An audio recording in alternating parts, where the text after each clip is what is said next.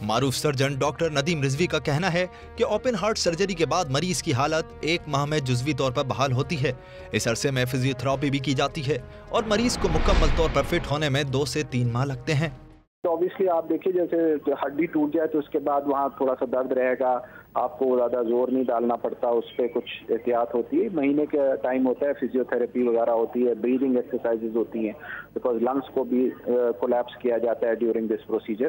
تو اس کے بعد it takes about a month for partial recovery اور 2-3 مہینے لگتے ہیں فل فٹنس میں آنے کے لیے۔ اوپن ہارٹ سرجری کے تجربے سے گزرنے والے ڈاکٹر عارف ملک کا کہنا ہے کہ اوپن ہارٹ سرجری مختلف وجوہات کے سبب کی جاتی ہے۔ اس کا مقصد خون کی شریانیں کھولنا ہوتا ہے اور بائی پاس آپریشن کے بعد مریض کی 1 ہفتے میں نارمل ریکوری ہو جاتی ہے۔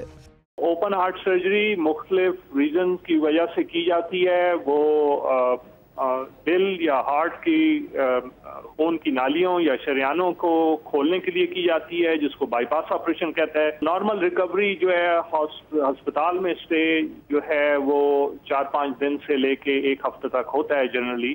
وزیر اعظم نواز شریف کے کامیاب آپریشن سے ان کے اہل خانہ کے ساتھ ساتھ ملک بھر میں بھی خوشی کی لہر دوڑ گئی ہے۔